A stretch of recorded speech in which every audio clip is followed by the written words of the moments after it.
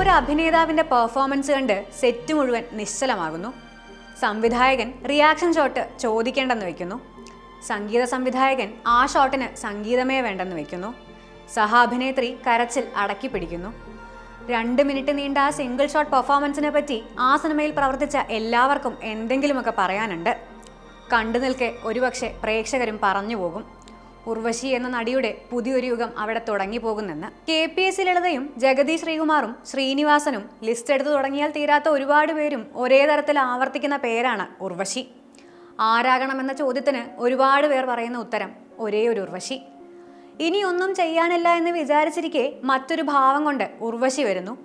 സെറ്റിലുള്ളവരെ മാത്രമല്ല പ്രേക്ഷകരെയും നിശ്ചലരാക്കിക്കൊണ്ട്. സൂര്യവംശത്തിൽ മേതിലെഴുതി ഏതിലെയും മധുരിക്കുന്ന കാടെന്ന്. ആ പ്രയോഗത്തെ സ്ക്രീനിലേക്ക് തർജ്ജമ ചെയ്താൽ ഒരുപക്ഷെ ഉർവശി എന്ന ഉത്തരം കിട്ടും.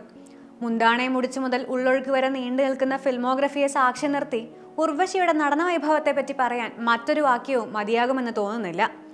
തനിക്ക് മേൽ ചാർത്തപ്പെട്ട എല്ലാ സ്റ്റീരിയോ ടൈപ്പുകളെയും ഉർവശി മേൽ തറച്ചൊരു മുള്ളെടുക്കുന്ന ലാഘവത്തോടെ നുള്ളിയെടുത്ത് കളഞ്ഞിട്ടുണ്ട് എന്നോ തൊട്ടെ. ആനന്ദവല്ലിയെയും കാഞ്ചനയെയും LIC വനജയെയും സ്നേഹലതയെയും സുലോചനയെയും എല്ലാം നിങ്ങൾക്ക് മുന്നിൽ നിർത്തിക്കൊണ്ട് തന്നെ ഞാൻ പറയട്ടെ, ലീലാമ്മയെ നിങ്ങൾ കണ്ടിട്ടില്ല. ഉർവശി ഇന്ന് വരേക്കും ലീലാമ്മയുടെ ഒരു നോക്കുപോലും നിങ്ങൾക്ക് കാട്ടിത്തന്നിട്ടില്ല. ലീലാമ്മയ്ക്ക് ഉള്ളൊഴുക്കാണ്, അടിത്തട്ടിലാണ് ഒഴുക്ക്. പുറമേ നിശ്ചലമെന്ന് തോന്നുകിലും ആഴത്തിൽ കുത്തിയൊലിക്കുന്ന പുഴയുണ്ട് ലീലാമ്മയ്ക്കുള്ളിൽ. അത് ശബ്ദത്തിലോ വാക്കുകളിലോ കാണില്ല. പക്ഷേ ലീലാമ്മയുടെ അടിയൊഴുക്ക് ഉർവശിയിൽ കാണാം. ലീലാമ്മയ്ക്കുള്ളിലെ വെള്ളം പൊങ്ങുന്നതും താഴുന്നതും മുഖഭാവങ്ങളിൽ, അനക്കങ്ങളിൽ അറിയാം. അപ്രതീക്ഷിതമായ ഒരു കാര്യം അറിയുന്ന ലീലാമ്മയുടെ മുഖത്ത് ചിരിയിൽ നിന്ന് ഞെട്ടലിലേക്കുള്ള ഒരു മൈക്രോ സെക്കൻഡ് ട്രാൻസിഷൻ ഉണ്ട്.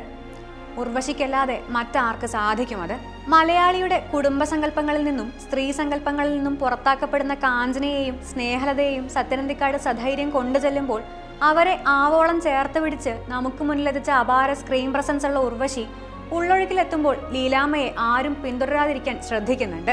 അഞ്ജുവിനൊപ്പം മാത്രം പ്രേക്ഷകർക്കും കാണാനൊക്കുന്ന ഉള്ളൊഴുക്ക് ബാക്കി വയ്ക്കുന്നുണ്ട്.